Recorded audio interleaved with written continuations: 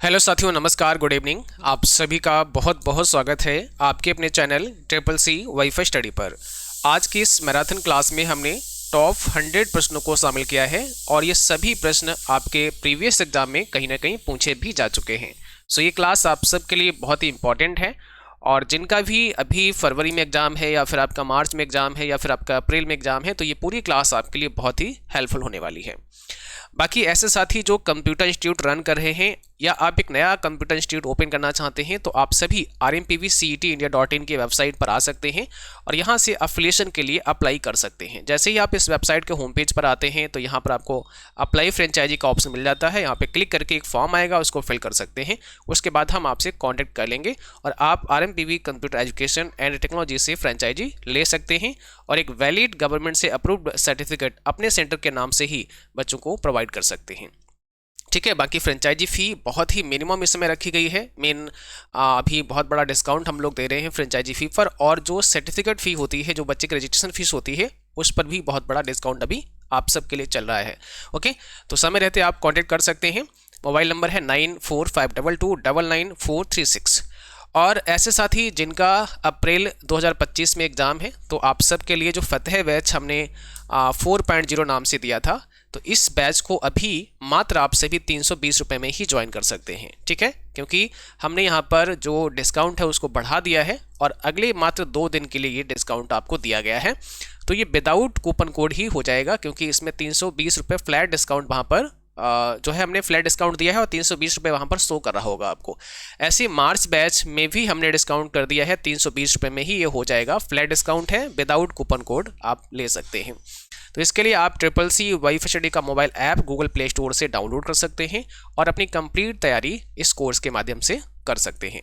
कोई भी समस्या आती है तो आप इस नंबर पर हमें कांटेक्ट कर सकते हैं, व्हाट्सएप कर सकते हैं। चलिए, आज का सबसे पहला सवाल आपकी स्क्रीन पर आ चुका है।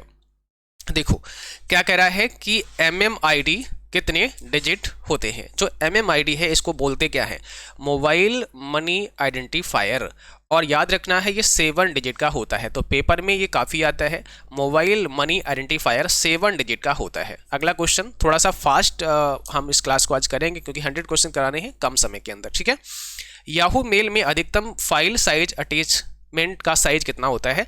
याहू मेल के द्वारा अगर किसी को आप कोई फाइल भेजना चाहते हैं तो उसका जो अटैचमेंट का साइज है वो अधिकतम कितना हो सकता है, तो याद रखना है वो 25 MB का हो सकता है। और दोस्तों यही आपका जीमेल के अंदर भी है, यही आपका किस में है, जीमेल में भी है।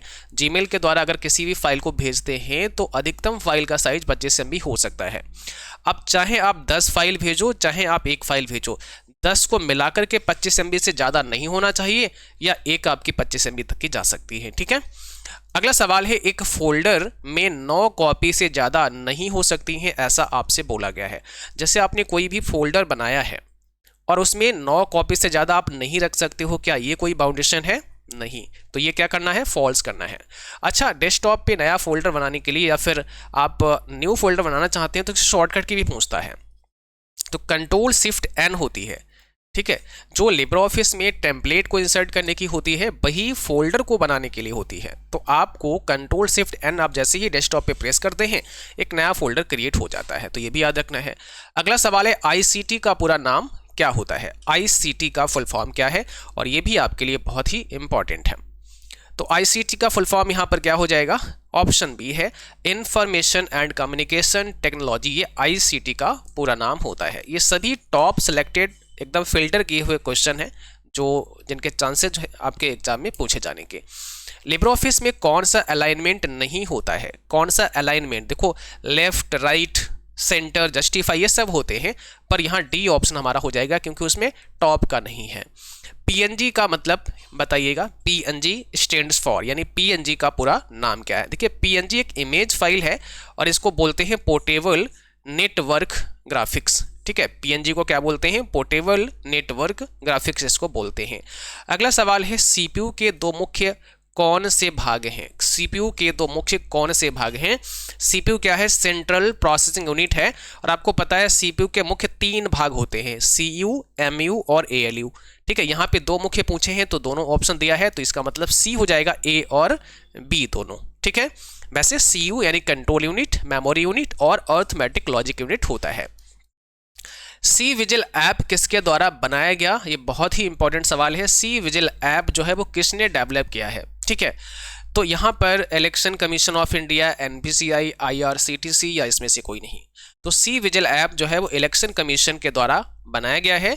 और देखिए यहाँ पर थोड़ा सा इसके बारे में और पढ़ते हैं। सी विजिल ऐप जो है, the chief election commissioner Shri O P Rawat along with the election commissioner Shri Sunil Arora and Shri Ashok Lavasa launched a mobile app called C vigil. इन लोगों ने इस मोबाइल ऐप को लॉन्च किया जिसका नाम सी विजिल रखा गया। और इसको कब लॉन्च किया? 3 जुलाई 2018 को इसको लॉन्च किया गया फॉर सिटीजन्स, यानी नागरिकों के लिए, to report any violation during election. Election के दौरान अगर कोई भी वायलेशन होता है तो उसको उसकी रिपोर्ट के लिए सी विजिल ऐप का निर्माण किया गया। तो इसमें याद रखना है कि किसने डेवलप किया और कब इसको रिलीज किया गया। Blogger is a person, blogger एक व्यक्ति होता है, ब्लॉगर किसी पर्सन को कहते हैं, ठीक है। तो देखिए ब्लॉगर क्या है, जब आप ब्लॉगिंग करते हैं, जब आप कुछ ब्लॉग्स लिखते हैं, तो जो ब्लॉग लिखने वाला है उसी को ब्लॉगर कहते हैं। तो जाहिर सी बात है कि ब्लॉगर एक पर्सन ही होगा। जैसे यूट्यूब पर जो कंटेंट बनाते हैं, यूट्यूब पर जो वीडियोज अपलोड करते हैं, उनको यूट्यूबर कहते हैं, है ना। तो यूट्यूबर कोई व्यक्ति ही हो सकता है। ऐसे ब्लॉगर जो ब्लॉगिंग करते हैं, ब्लॉग लिखते हैं, उनको ब्लॉगर कहा जाता है, ठीक है। अगला सवाल है, लिब्रो ऑफिस प्रेजेंटेशन का एक्सटेंशन क्या होता है? लिब्रो ऑफिस प्रेजेंटेशन, और देखो कई बच्चे भी कह रहे थे कि सर लिब्रो ऑफिस से बहुत प्रश्न आता है। तो लिब्रो ऑफिस जिसका अच्छे से तैयार हो गया उसका समझ लो एग्जाम क्वालिफाई हो गया, क्योंकि लिब्रो ऑफिस में 3 चैप्टर हैं। एक राइटर का है जो वर्ड प्रोसेसर है, एक आपका कैल्क है जो स्प्रेडशीट है, और एक आपका इम्प्रेस है जो प्रेजेंटेशन है। तो यहाँ से बहुत सवाल आते हैं। लिब्रो ऑफिस प्रेजेंटेशन का एक्सटेंशन क्या होता है? तो लिब्रो ऑफिस में प्रेजेंटेशन है क्या, पहले ये समझना पड़ेगा। तो आपने कहा सर लिब्रो ऑफिस इम्प्रेस है, और इम्प्रेस का जो एक्सटेंशन है वो ODP होता है, ठीक है। UIDAI का पूरा नाम भारतीय विशिष्ट पहचान प्राधिकरण है, unique identification authority of India है ना। हिंदी में भारतीय विशिष्ट पहचान प्राधिकरण, बिल्कुल ठीक बात है, ऑप्शन पहला हो जाएगा। The full name of UIDAI is unique identification authority of India. तो यस करना है आपको। यही क्या करता है? आधार कार्ड को जारी करता है। अगला सवाल है, फेसबुक के फाउंडर कौन है? फेसबुक के खोजकर्ता कौन है? तो फेसबुक एक सोशल साइट है और मार्क जुकरबर्ग इसके फाउंडर हैं, ठीक है। फिर पूछा है, कैल्क स्प्रेडशीट में अधिकतम कितने कॉलम हो सकते हैं? जो कैल्क स्प्रेडशीट है इसमें कॉलम की संख्या मैक्सिमम कितनी होती है? तो यहाँ 1024 ऑप्शन में दिया है, पर याद रखना है ये थोड़ा सा ना ओल्ड हो गया है। अगर हम न्यू वर्जन की बात करें तो उस न्यू वर्जन के अंदर अब कॉलम की संख्या है 16,384। तो अब ये समझ लेना है, क्योंकि ऑप्शन में दिया है 1024, तो हमें तो यही करना पड़ेगा। लेकिन अब क्योंकि ये पहले था 1024, ठीक है ना, अब यहाँ पे हम चेंज कर देते हैं, इसको 16,384 ही कर देते हैं। तो ये आपका 16,384 है क्या कॉलम की अधिकतम संख्या। अब आप देख लेना वहां पर 1024 आया है या फिर 16,384 ऑप्शन में आया है। वाईफाई पासवर्ड की अधिकतम लंबाई कितनी होती है? जो वाईफाई का पासवर्ड है उसकी अधिकतम लेंथ कितनी रखी जा सकती है? मिनिमम 8 कैरेक्टर की हो सकती है और अधिकतम आप 63 कैरेक्टर की रख सकते हो। फिर पूछा है, यूनिक्स एक सॉफ्टवेयर है। यूनिक्स, कोई कहे लिनक्स, कोई कहे MS-DOS, विंडोज एक सॉफ्टवेयर है। तो भाई सिंपल सी बात है, सॉफ्टवेयर ही है। पर अगर हम सॉफ्टवेयर को और डिफाइन करेंगे तो हमें पता चलेगा कि सॉफ्टवेयर आपके 2 प्रकार के होते हैं, एक सिस्टम सॉफ्टवेयर होता है और एक एप्लीकेशन सॉफ्टवेयर होता है। तो हमसे ये नहीं पूछा है कि ये एप्लीकेशन है या सिस्टम है, पर एक सॉफ्टवेयर है, ये हमें भी पता है, ठीक है ना। तो यूनिक्स क्या है? एक सॉफ्टवेयर है, आपको ट्रू कर देना है। पूछे कौन सा है तो आपको बता देना है कि भाई सिस्टम सॉफ्टवेयर है। पूछे सिस्टम सॉफ्टवेयर में कौन सा है तो आपको बता देना है भाई ऑपरेटिंग सिस्टम है, ठीक है। अगला सवाल है, एंटीवायरस क्या है? एंटीवायरस, एंटीवायरस क्या करता है? हमारे सिस्टम को सिक्योर करता है ना, वायरस से हमारी रक्षा करता है।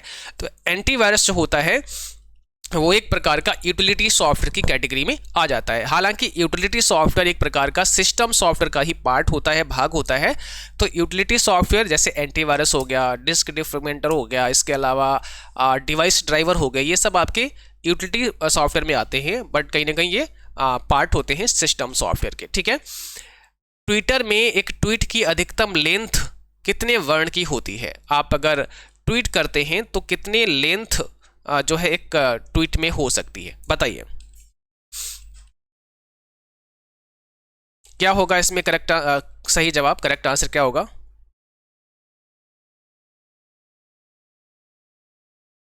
यहाँ पर सही जवाब है आपका ऑप्शन नंबर बी, 280 करैक्टर की लेंथ हो सकती है। हालांकि अब देखिए जो ट्विटर है आपका, इसका नाम चेंज हो गया है और एक्स हो गया है, क्योंकि एक्स कॉर्पोरेशन ने इसको ले लिया है ना, तो अब एक्स इसका नाम हो गया, बट 280 करैक्टर की लेंथ हो सकती है। प्रेजेंटेशन में डिफॉल्ट स्लाइड का नाम क्या होता है? जो प्रेजेंटेशन आपका है लिब्रे ऑफिस इम्प्रेस, उसमें बाई डिफॉल्ट स्लाइड का नाम क्या आएगा? तो बाई डिफॉल्ट स्लाइड का नाम अनटाइटल 1 आएगा और आगे लिखा होगा लिब्रे ऑफिस इम्प्रेस। फिर पूछा है कैल्क में एक्टिव सेल में पिछली सेल पर जाने की शॉर्टकट की। एक्टिव सेल जैसे कैल्क में क्या होते हैं, कॉलम होते हैं एंड रोज होते हैं। आप इस वाली सेल पे हैं, ये एक्टिव सेल है, आप पिछली प्रीवियस सेल इस पे जाना चाहते हैं तो क्या दबाना पड़ेगा? शिफ्ट के साथ टैब दबाना पड़ेगा। अगली सेल पर जाना है तो केवल आपको टैब दबा लेना है, तो आप यहाँ हैं, यहाँ आ जाएंगे। पर वापस जाना है तो शिफ्ट के साथ में टैब प्रेस करना है। नीचे वाली सेल पे आना है तो एंटर दबा लेना है, पर अगर ऊपर जाना है तो शिफ्ट के साथ में एंटर प्रेस कर लेना है। पूछा है एक से अधिक खुली हुई विंडो में एक से दूसरे पर जाने के लिए क्या शॉर्टकट की होती है? बहुत कई सारी आपने विंडोज ओपन की हैं, मेन कई सारे एप्लीकेशन ओपन किए हैं, तो एक स्क्रीन से दूसरी स्क्रीन पर जाने के लिए आपको क्या करना होता है?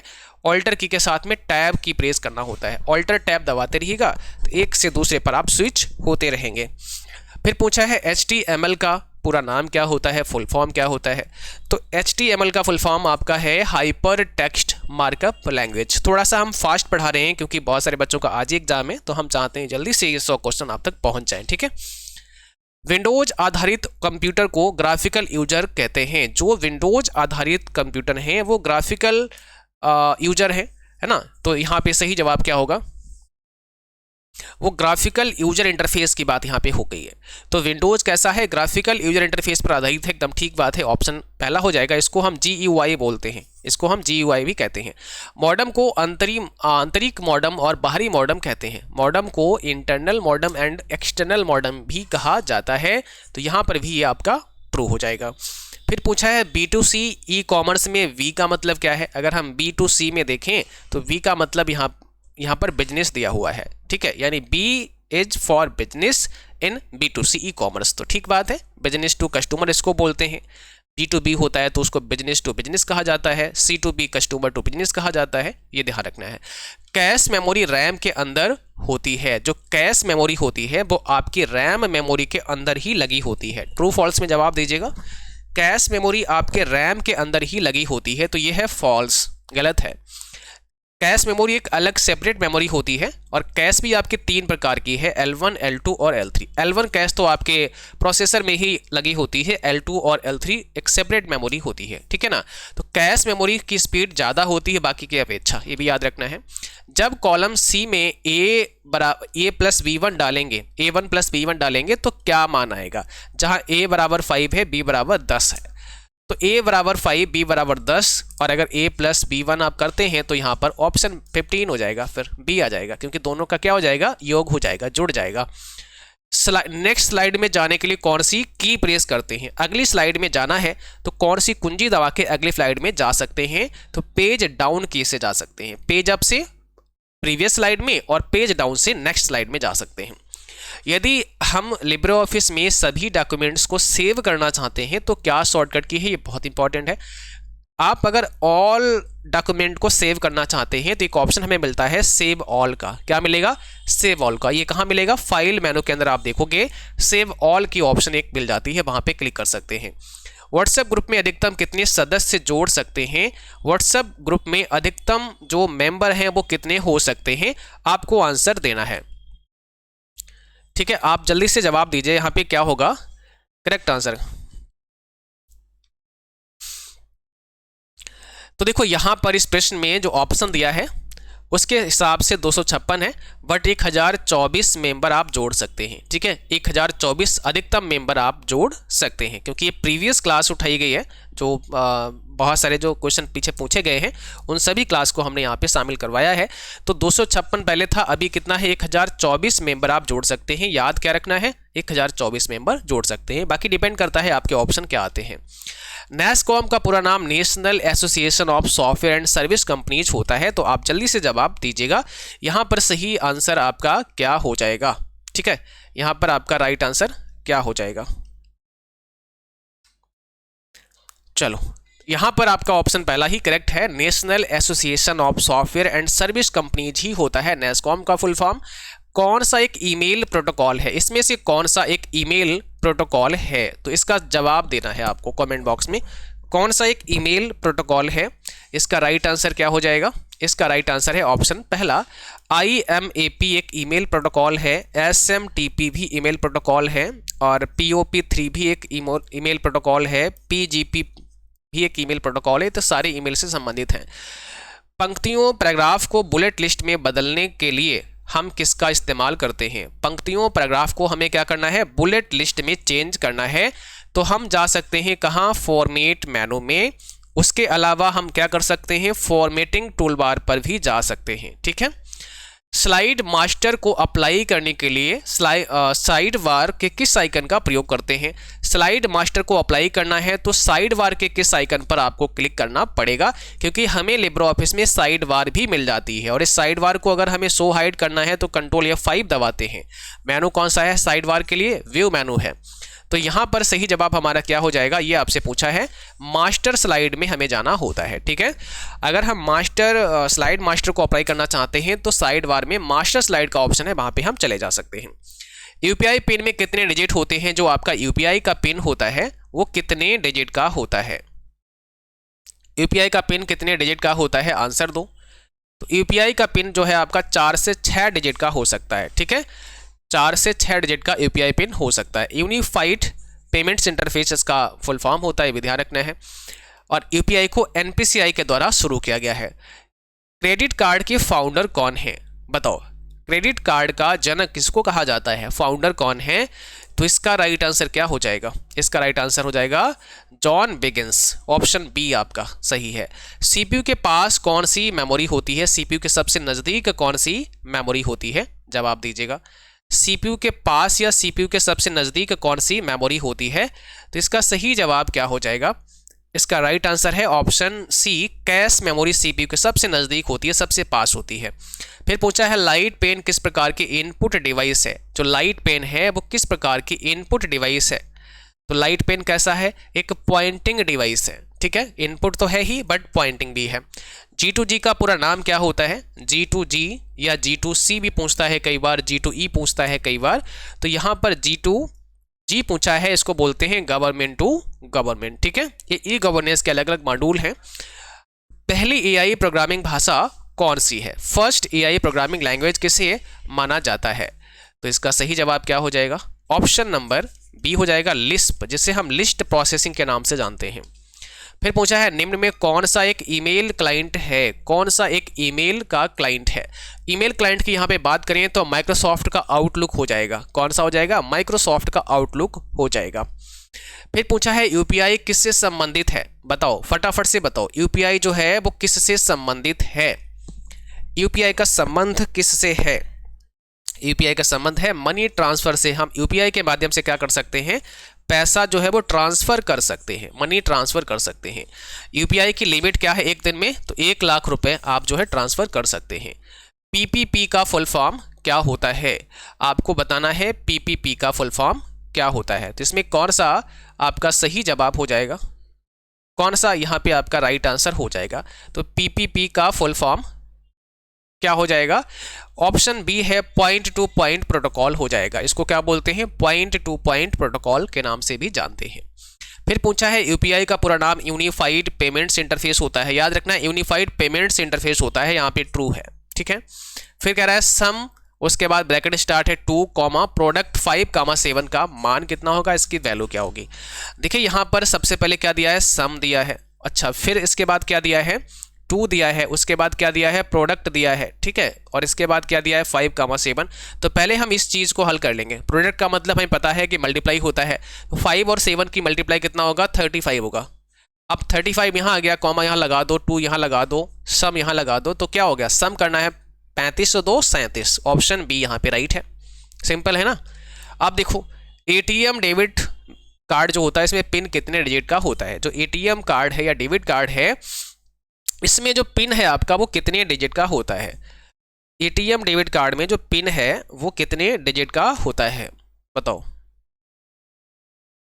तो इस प्रश्न का सही जवाब है ऑप्शन सी, 4 डिजिट का होता है ना, 4 डिजिट का आपका पिन होता है। वेब पेज बनाने के लिए हम क्या इस्तेमाल करते हैं? अगर हमें कोई वेब पेज बनाना है तो हम क्या इस्तेमाल करेंगे, किसका इस्तेमाल करेंगे वेब पेज को बनाने के लिए? वेब पेज को बनाने के लिए हम किसका इस्तेमाल करेंगे ये बताइए।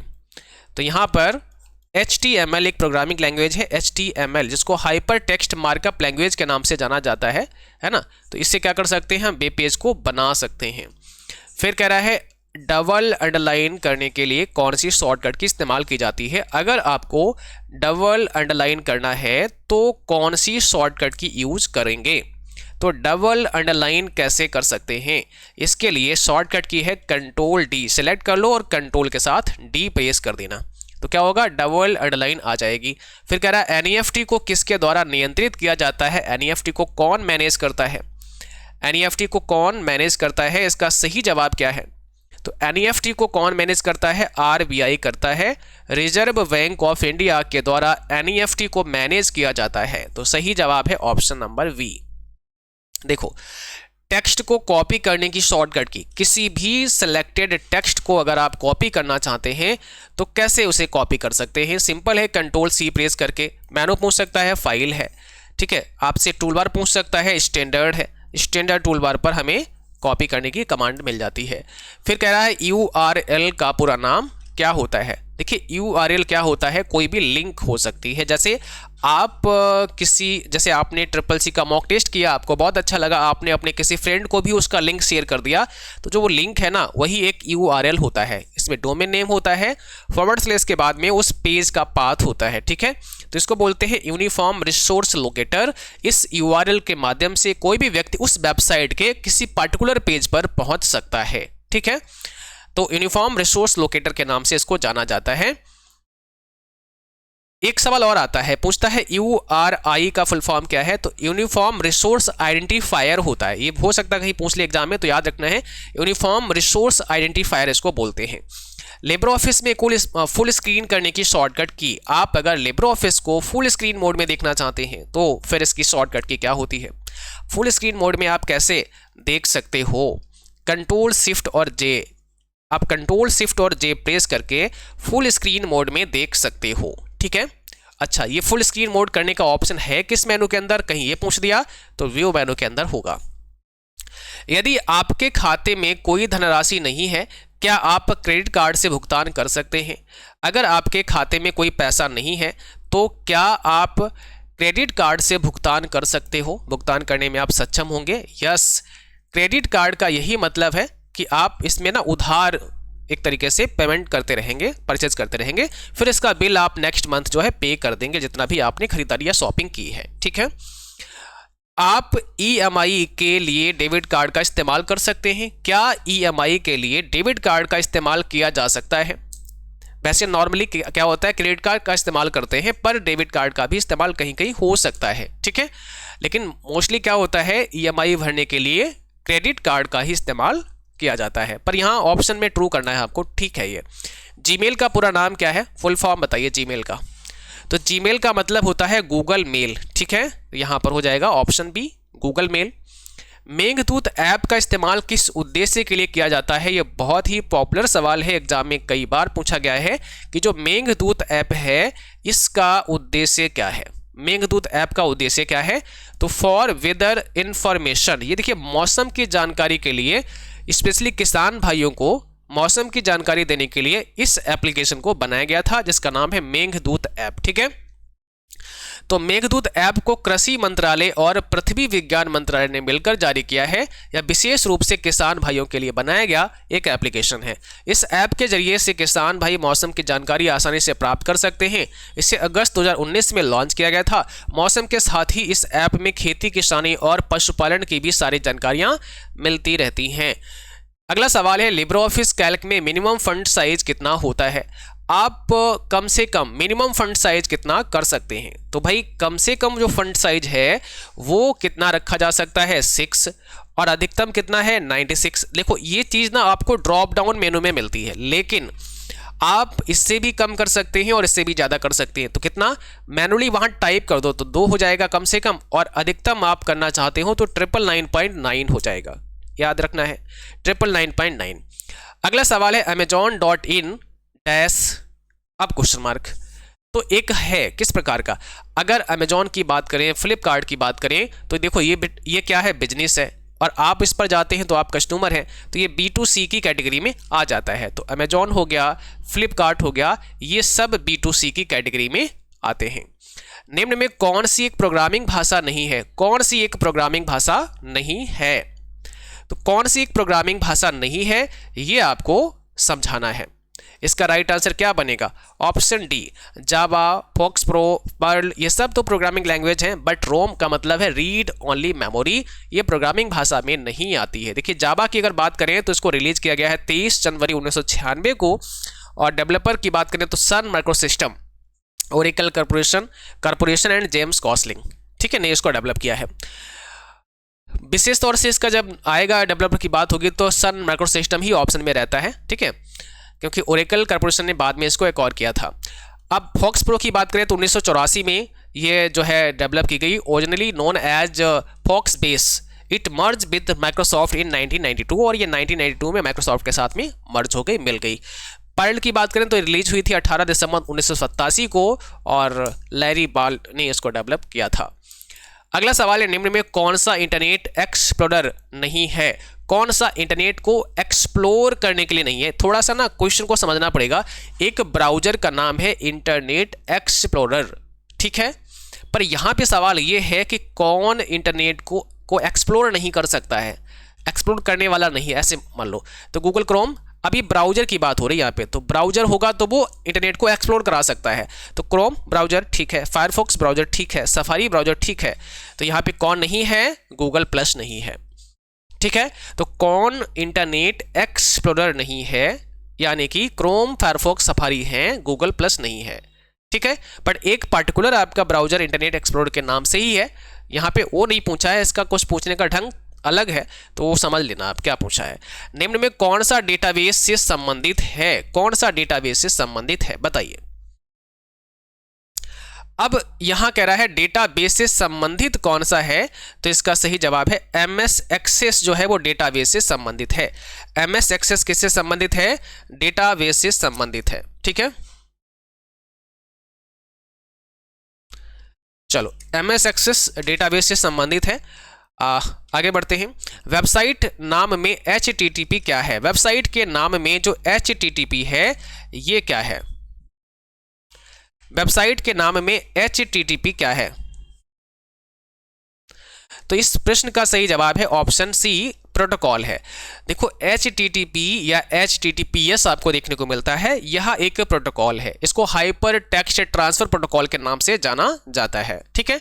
S लगा होता है तो ये सिक्योर हो जाता है, इसमें SSL की सिक्योरिटी लग जाती है तो फिर इसमें S जुड़ जाता है। निम्न में कौन सा सोशल मीडिया वेबसाइट नहीं है, इसमें एक ऐसा है जो सोशल मीडिया वेबसाइट नहीं है, वो आपको बताना है। कौन सा एक सोशल मीडिया वेबसाइट नहीं है, तो इस प्रश्न का सही आंसर है ऑप्शन डी, जीमेल नहीं है, बाकी सब सोशल मीडिया प्लेटफॉर्म है। कौन सा एक CPU का व्यापारिक नाम नहीं है, देखो इंटेल, डेल, AMD, तो यहां पर कौन सा होगा, डेल, ठीक है ना, डेल होगा यहाँ पे। देखो CPU की बात करें तो इंटेल के बहुत सारे CPU आते हैं, AMD के आते हैं, बट डेल एक कंपनी है, बट ये किस प्रकार की, ये क्या करती है, सिस्टम को मैन्युफैक्चर करती है ना, ये प्रोसेसर नहीं बनाती है, सिस्टम बनाती है, जैसे लैपटॉप हो गया, कंप्यूटर हो गया, वो बनाती है, पर ये प्रोसेसर नहीं बनाती है, ठीक है। तो यहाँ पे डेल हो जाएगा आपका राइट आंसर। देखो इंटेल कॉर्पोरेशन की बात करें तो एक अमेरिकन की multinational corporation and technology company है, 18 जुलाई 1968 को ये फाउंडेड हुई थी, और गार्डन मोर, रॉबर्ट नॉइस जो है इसके फाउंडर हैं, ठीक है। चलो आगे बढ़ते हैं। AMD की बात करें तो एडवांस माइक्रो डिवाइसेस इनकॉर्पोरेशन, इस कंपनी का नाम है, is an American multinational semiconductor company, और 1 मई 1969 को इसकी स्थापना हुई है। जेरी सैंडर्स, जैक गिफॉर्ड इसके जो है फाउंडर हैं, ठीक है। आगे बढ़ते हैं, अगला क्वेश्चन, और अभी डेल के बारे में भी थोड़ा देख लो। Dell is an American multinational computer technology company that develops, sells, repair and support computers and related product and services. तो ये क्या करती है, ये जो है डेवलप करती है कंप्यूटर, और उनको सेल करती है, ठीक है, रिपेयर करती है, सपोर्ट देती है अपने कस्टमर्स को, ठीक है, ये काम इसका है। और ये फाउंडेड हुई है 1 फरवरी 1984 में। कंप्यूटर में ध्वनि को चलाने व सुनने के लिए हम किसका यूज करते हैं? ध्वनि को चलाने व सुनने के लिए हम किसका यूज करते हैं? तो हो जाएगा साउंड कार्ड व स्पीकर का यूज करते हैं। ध्वनि को अगर हमें प्ले करना है, सुनना है, तो साउंड कार्ड और स्पीकर की आवश्यकता पड़ती है। निम्न में से किसका प्रयोग एक ब्रॉडबैंड कम्युनिकेशन चैनल में किया जाता है? एक ब्रॉडबैंड कम्युनिकेशन चैनल में किसका इस्तेमाल किया जाता है? फटाफट से जवाब दीजिएगा। तो सही जवाब हो जाएगा उपरोक्त दोनों, चाहे वो आपकी कोएक्सियल केबल हो या फिर फाइबर ऑप्टिक केबल हो। लेकिन आज की डेट में आमतौर पर इसी केबल का यूज होता है जो आपकी फाइबर ऑप्टिक केबल है, क्योंकि इसकी जो स्पीड है ना बहुत ज़्यादा होती है, इसकी स्पीड ज़्यादा है। तो फाइबर ऑप्टिक केबल का ही यूज आजकल होता है। डैश एक टेक्स्ट व विभिन्न रंगों द्वारा पहले से तैयार एक फॉर्मेट है, उसको हम टेम्पलेट कहते हैं, स्लाइड कहते हैं, प्रेजेंटेशन कहते हैं, उपरोक्त में से कोई नहीं। एक टेक्स्ट व विभिन्न रंगों द्वारा पहले से तैयार किया हुआ एक फॉर्मेट है जिसे आप टेम्पलेट के नाम से जानते हैं। जब नेटवर्क पर जुड़ा हुआ कंप्यूटर संसाधनों को दूसरे कंप्यूटर के प्रयोग करने के लिए शेयर करता है तो कहलाता है। जब नेटवर्क पर जुड़ा हुआ कंप्यूटर संसाधनों को, रिसोर्सेस को दूसरे कंप्यूटर के प्रयोग करने के लिए शेयर करता है तो भैया वो क्या कहलाता है? सर्वर कहलाता है। उसी को तो सर्वर कहते हैं। सर्वर अपनी सर्विस को प्रोवाइड करता है। सर्वर क्या करता है? सर्विस को प्रोवाइड करता है। पूछा है माउस, ट्रैकबॉल व जॉयस्टिक किसके उदाहरण हैं? माउस, ट्रैकबॉल व जॉयस्टिक किसके एग्जाम्पल हैं? तो ऑप्शन पहला है पॉइंटिंग डिवाइस। ये सब आपके पॉइंटिंग डिवाइस है। इनपुट तो है ही बट पॉइंटिंग में भी आ जाते हैं, क्योंकि इनसे क्या कर सकते हैं? किसी ऑब्जेक्ट को हम पॉइंट आउट कर सकते हैं। माउस डैश सामान्यतः एक तीर के निशान के रूप में दिखाई देता है। माउस जो होता है वो एरो के रूप में आपको देखने को मिलता है, ऐसा कुछ आपको देखने को मिलता है, इसको हम पॉइंटर कहते हैं, ठीक है, ऑप्शन बी है। अच्छा, एक जो ब्लिंकिंग सिंबल होता है इसको हम कर्सर कहते हैं। स्माइली डैश नाम से भी जानी जाती है, तो स्माइली जो है वो डैश नाम से भी जानी जाती है। स्माइली किस नाम से जानी जाती है यह आपको बताना है। यहाँ ऑप्शन पहला है इमोशन के नाम से भी जानी जाती है। ब्लूटूथ में किस प्रकार के नेटवर्क का प्रयोग होता है? ब्लूटूथ में किस प्रकार के नेटवर्क का इस्तेमाल किया जाता है, आप बताइए। तो ब्लूटूथ के अंदर कौन सा नेटवर्क होता है? पैन नेटवर्क होता है, इसको डब्लू पैन भी कहते हैं। ये वायरलेस पर्सनल एरिया नेटवर्क कहलाता है। निम्न में से किस इफेक्ट के प्रयोग द्वारा स्लाइड में इमेज व अन्य ऑब्जेक्ट को मूवमेंट प्रदान किया जा सकता है? हम ऐसा कौन सा इफेक्ट लगा देते हैं जो स्लाइड में कोई इमेज है या कोई ऑब्जेक्ट हमने लिखा है, कोई टेक्स्ट हमने लिखा है, उस पर एक मूवमेंट प्रदान हो जाता है उसको? ट्रांजिशन, एनिमेशन या दोनों? तो यहाँ पे एनिमेशन हो जाएगा करेक्ट आंसर। देखो, एनिमेशन जो होता है ना वो स्लाइड के अंदर किसी कंटेंट पर लगाते हैं।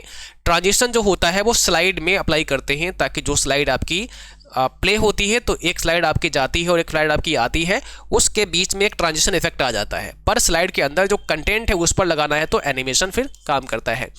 FDDI का फुल फॉर्म क्या है? FDDI का पूरा नाम क्या होता है? फाइबर डिस्ट्रीब्यूटेड डेटा इंटरफेस के नाम से जानते हैं। फिर कह रहा है टेम्परेरी ईमेल सुरक्षित होता है।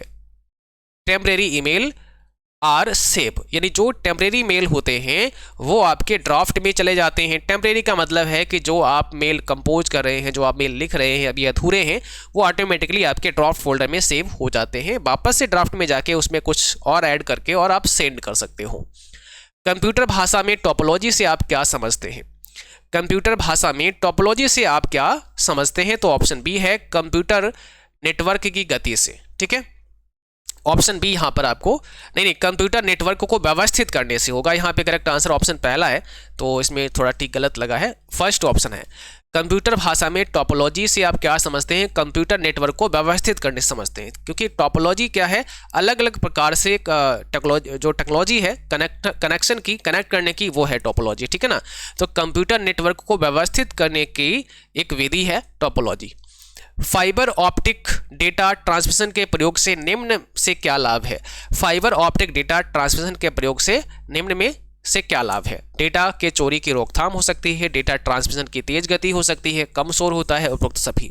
यानी जो फाइबर ऑप्टिक केबल है ना, डेटा ट्रांसमिशन के लिए प्रयोग अगर आप करते हैं तो क्या लाभ होता है?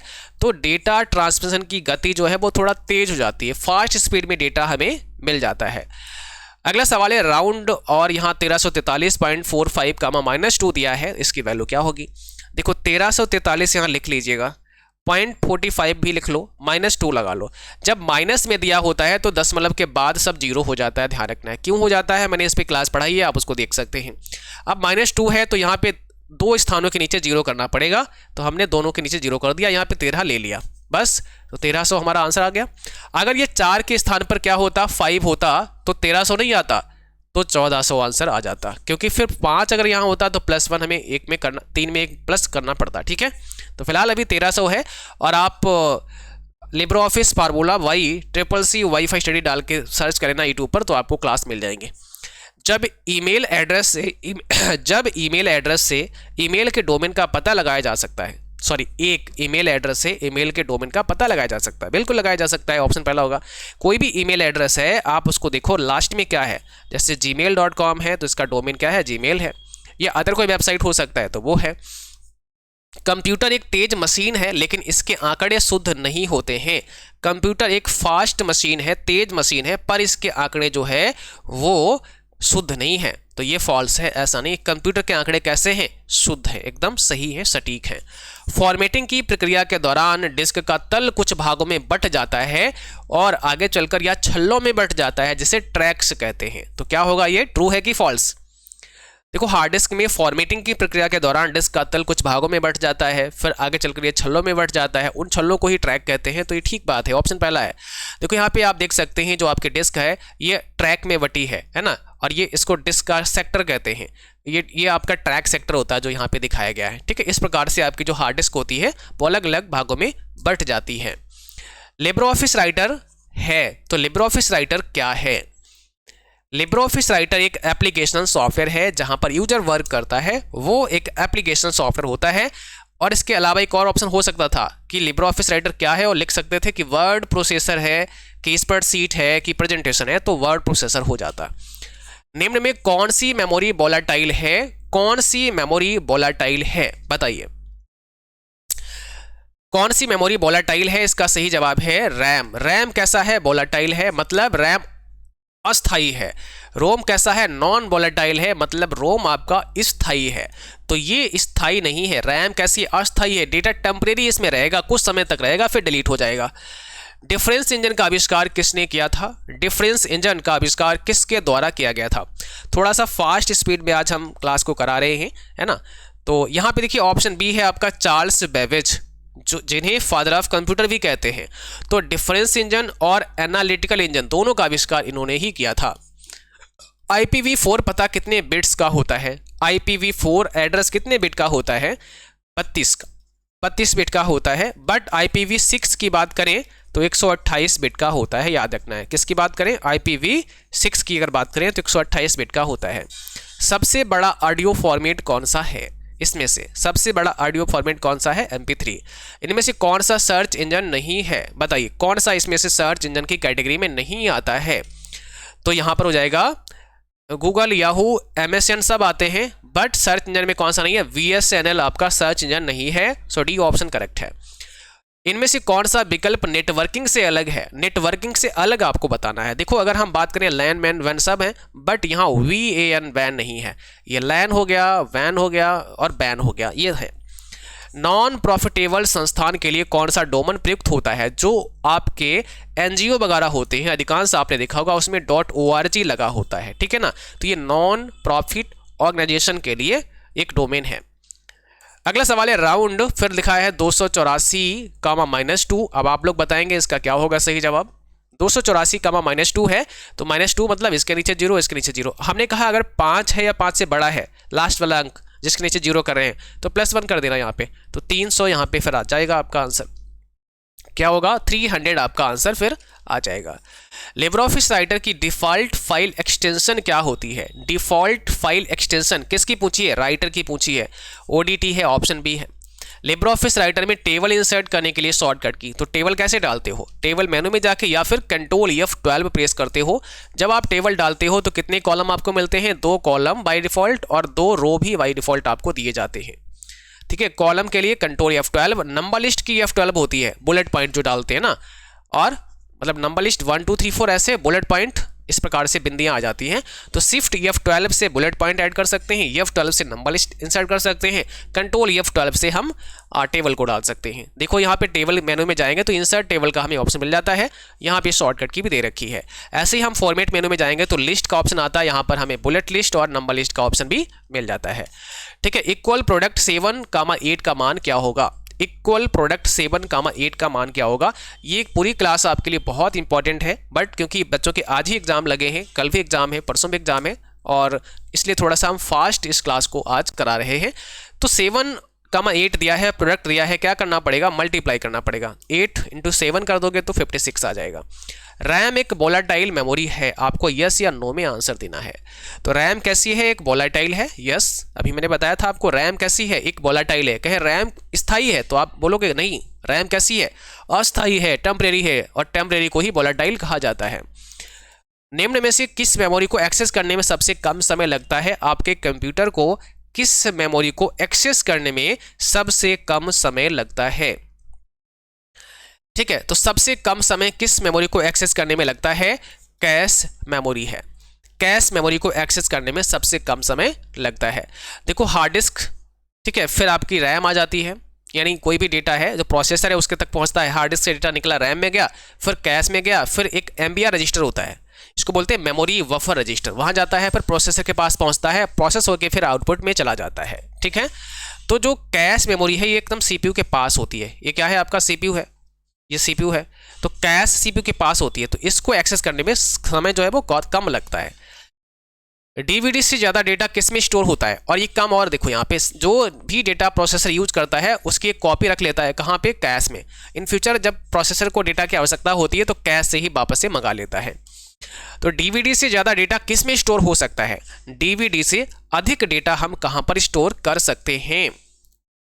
तो भाई DVD जो है ना, इसको बोलते हैं डिजिटल वर्सेटाइल डिस्क या डिजिटल वीडियो डिस्क, और इससे भी ज़्यादा डेटा हम स्टोर कर सकते हैं ब्लू रे डिस्क के अंदर।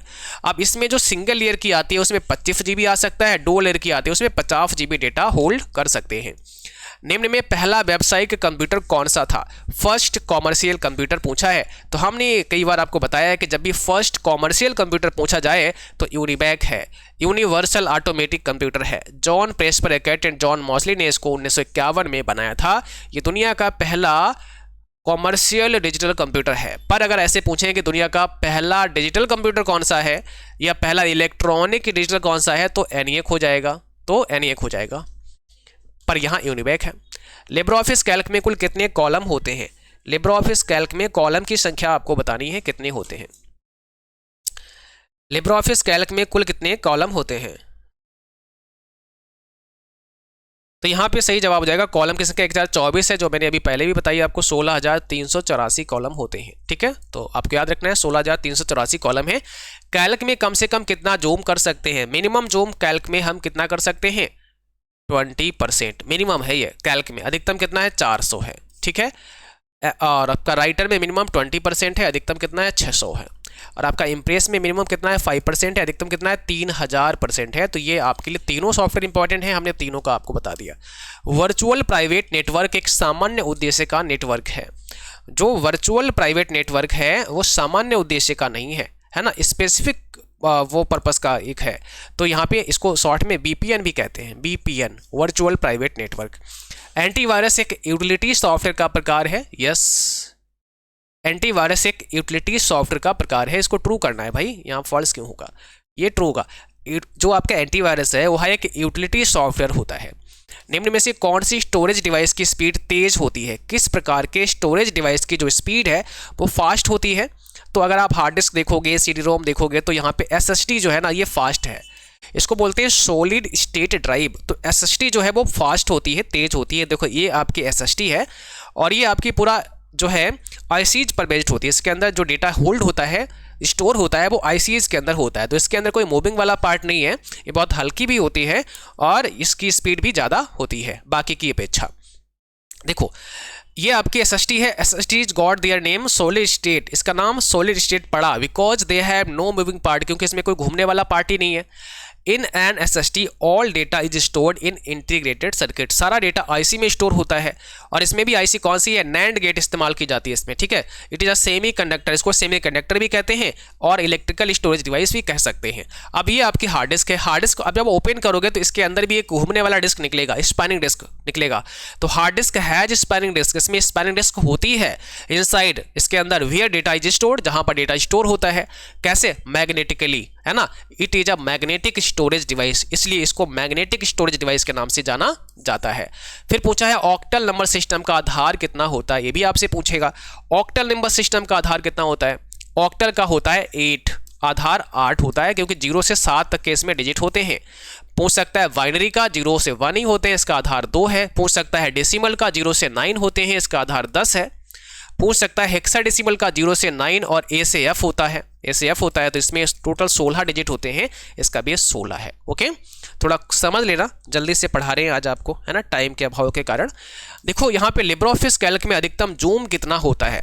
लिब्रे ऑफिस कैल्क में अगर आपसे कहा जाए कि भाई अधिकतम कितना जूम कर सकते हो, तो अभी मैंने बताया था अधिकतम हम 400 ही कर सकते हैं कैल्क में। और अंतिम सवाल है, जब आप पूरी तरह से बंद कंप्यूटर को ऑन करते हैं तो उसे कोल्ड बूटिंग कहा जाता है। पूरी तरह से बंद सिस्टम है, आप आज ऑफिस में काम किए, घर चले गए, अगले दिन आए, आपने सिस्टम को ऑन किया, तो ठीक है, इसको क्या कहा जाता है, कोल्ड बूटिंग कहा जाता है। बिल्कुल ठीक बात है, ये ट्रू है आपका, ठीक है, ये क्या है, ट्रू है आपका। तो कुछ इसमें मिस्टेक है, 1-2 क्वेश्चन में मैंने सही कर दिया है। इसका PDF आप ले सकते हैं वेबसाइट के थ्रू, उस पर हम इस सही करके ही अपलोड करवा देंगे, तो ट्रू हो जाएगा। पर अगर पहले से कंप्यूटर आपका स्टार्ट है, जैसे पहले से कंप्यूटर आपका रन हो रहा, चल रहा है, अब बीच में वो हैंग कर गया, कोई दिक्कत आ गई, तो आपने कहा चलो इसको रीस्टार्ट कर देते हैं, तो आप उसको क्या करते हैं, रीस्टार्ट कर देते हैं। और जब रीस्टार्ट कर देते हैं तो इसको ही कहा जाता है हार्ड बूट, ठीक है। तो इसको कहा जाता है, सॉरी हार्ड नहीं, सॉरी गलत बता दिया आपको। जब आप सिस्टम को रीस्टार्ट कर देते हैं तो इसको क्या कहते हैं, इसको वार्म बूट कहा जाता है। देखो आप रीस्टार्ट करते हैं, जब आप रीस्टार्ट करते हैं तो इसको वार्म बूट कहते हैं, ठीक है। और जब कंप्यूटर को आप स्टार्ट करते हैं नॉर्मली, तो इसको हमने अभी बताया यहाँ पे कोल्ड बूट कहते हैं, और कोल्ड बूट को ही एक हार्ड बूट का भी नाम दिया जाता है। तो इसको हार्ड बूट भी कह सकते हैं या कोल्ड बूट कह सकते हैं। जो हार्ड बूट है या कोल्ड बूट है, जब आप सिस्टम को नॉर्मली स्टार्ट करते हैं तो इसमें पूरा बायोस प्रोग्राम लोड होता है ना। और जब आप सिस्टम को रीस्टार्ट करते हैं तो बायोस ने ऑपरेटिंग सिस्टम को पहले से ही डाल रखा है मेन मेमोरी में, तो वहाँ पर बायोस आपका लोड अगेन नहीं होता है, ठीक है। ये अंतर है दोनों में, रीस्टार्ट में और नॉर्मली जब आप स्टार्ट करते हैं। तो नॉर्मली स्टार्ट करते हैं वो आपका कोल्ड बूट है या हार्ड बूट है, रीस्टार्ट करते हैं वो आपका वार्म बूट है। यहाँ पर भी मैंने ये दे रखा है, आप इसको पढ़ सकते हैं। चलिए भाई, क्लास यहीं पर समाप्त करेंगे आज की।